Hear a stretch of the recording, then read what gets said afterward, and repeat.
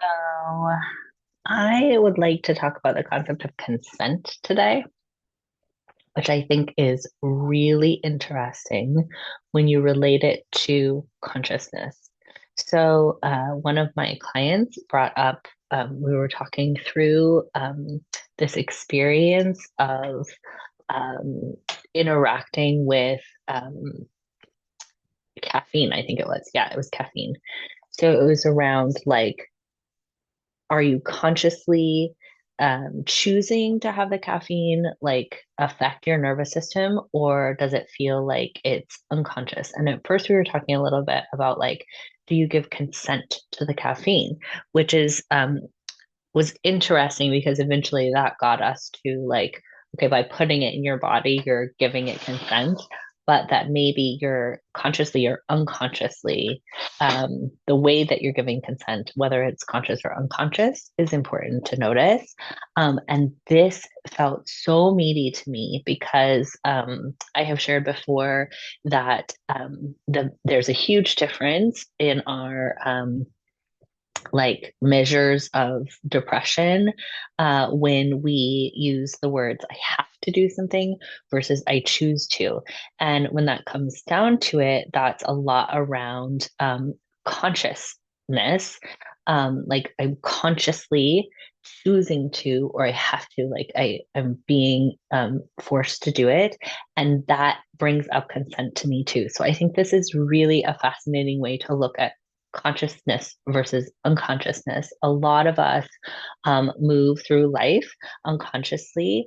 And if you look at most ancient wisdom traditions, a lot of it is about bringing yourself to consciousness, and even sort of newer spiritual technologies like reality transurfing um, use as a primary tool the like checking in and bringing yourself to consciousness. So, like, I think in reality transurfing, they say, I see, I see, I forget exactly what they say. I see the movie and I see myself in it, or something. I see reality and I see myself in it. I think that's what it is. So it's like a bringing you to the present moment. My teacher, Quasi Johir, says, something like, who am I, where am I, what am I doing, as a way to bring yourself into consciousness. I often ask my clients to ask the question, how is my body feeling physically? All of those, and like so many of the ancient wisdom traditions that ask you to come to the present moment or into the body.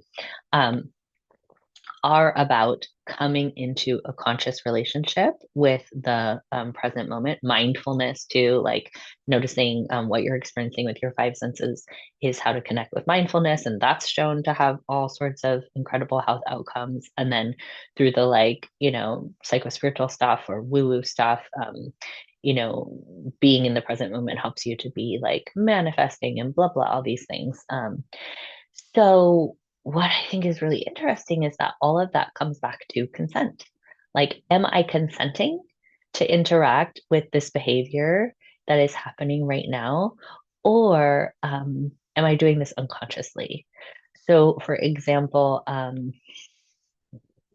making this video, am I making the video because I think that I need to make videos in order to like try to get some sort of a YouTube thing, and I'm like doing it in a certain way because I think that's the way that you're supposed to do it. And all of that is because I think that I'm supposed to try and have some sort of career so that I can have some sort of status or money or whatever.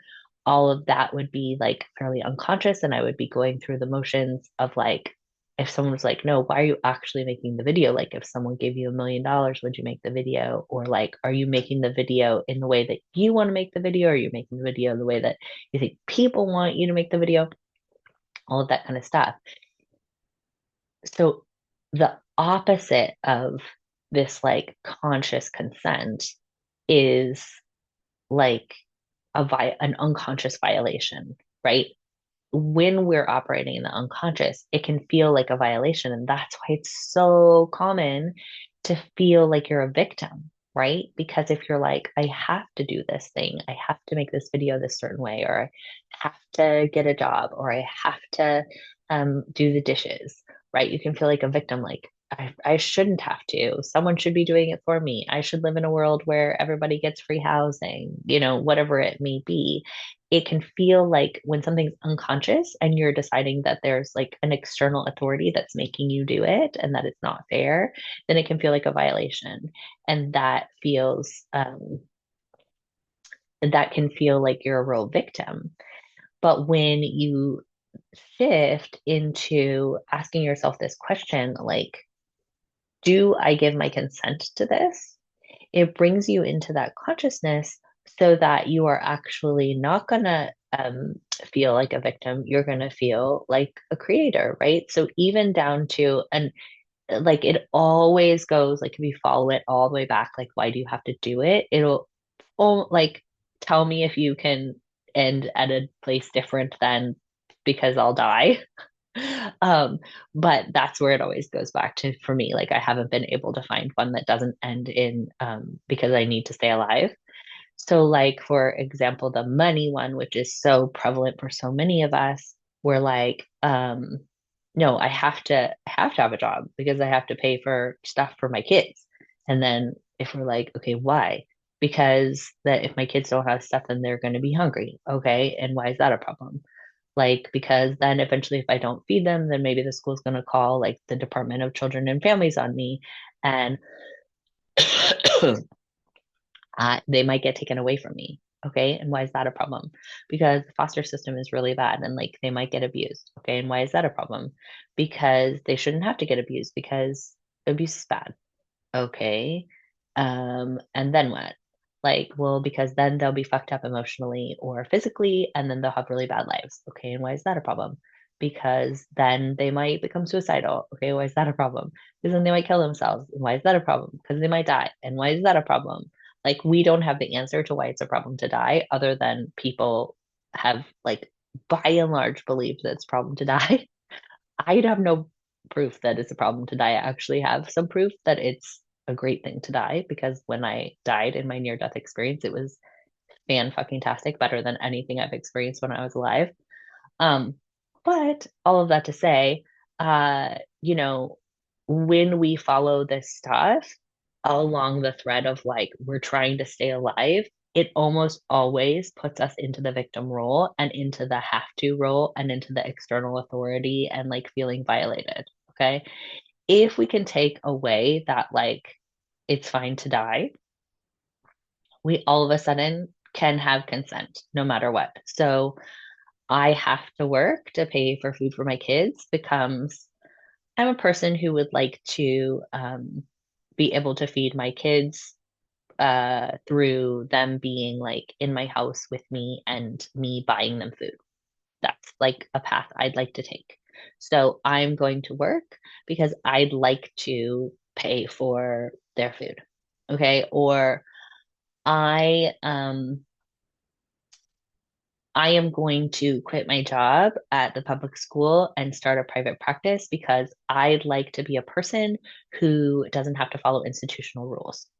Okay, that's very different than I was dying in my other job. And so I had to. Like, I didn't have to because I wasn't actually dying. Like, my mental health was suffering and I made a choice. Um, but there were other times when I've had really poor mental health and I didn't make a choice and I stayed in something and like that's equally fine. Oh, it's always like no matter what, ultimately, um, our consent and our choice. And what I just like heard as I was saying that was like people are going to be like, well, children don't have a choice. And that's like a whole nother subject.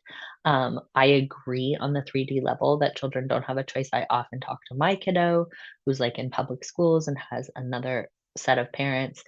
Like, you are in a position where you don't have full authority over yourself. And I recognize that. And that is frustrating because the like philosophy of autonomy doesn't work as easily for you, and that's frustrating, but that is going to be a period of time. And I encourage you to be gathering information during this period of time about the rules that you don't agree with and the rules that you'd like to create for yourself when you are able to let go of these external authorities. On like a spiritual level, there of course are the philosophies that we all choose our parents and like we are souls that like choose in some sort of other realm, like who we're going to be born with and like how, like what that dynamic is. And it's totally like your choice if you want to use that mythology. Sometimes that mythology is comforting to me, sometimes it's not. So I just choose when I want to connect with that mythology. But again, that's a choice, right? I get to consciously consent or not consent to that. So in different moments in time, I may say, like, I don't want to think of it that way right now, right? I just want to be like, um, recognize to my kid, like, yeah, it doesn't look like you have a lot of choice right now. I'm not going to say to my kid when he's feeling violated, like, your soul chose this, buddy. If I mean, I'm no shade if you want to say that to your kid.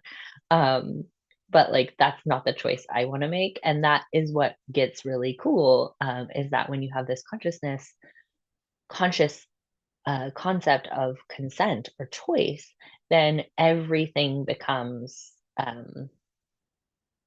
you get to really connect with your own autonomy, which feels really different than the like, I have to being violated. So, yeah, I'm just enjoying thinking about this concept of conscious and unconscious as like consent versus feeling violated. Um, and yeah, tell me if you have any thoughts on this. I'm really interested in all these concepts, and I think it makes a big difference for our nervous system too, because when we are in the like unconscious and being violated, that we're automatically in that defense state and we feel like no access, not we feel like we have no access to our executive functioning where we can have like creative, imaginative, like possibility solution oriented thinking. We're cut off by that amygdala hijack. But when we are able to be in that like, no, I'm choosing this, like um even when it's not fun, when I'm like, okay, I don't feel like doing the dishes, but like I'm choosing to do them because I like having well, for me it's that I don't like having fruit flies. I think fruit flies are really gross. And if I don't do the dishes, then I get fruit flies. So that's why I do the dishes. And so for me, I feel like I'm consenting to it and it makes it feel like, yep, this is what I want to do. Um, and when I'm there, then I can see all the possibilities and like the long-term impact. Whereas when you're here, you just see the short-term income and you're like, I have to do the dishes in my life. It's horrible. And I never want to, and it makes it very hard to do the dishes. All right. I love you so much. I'll talk to you later.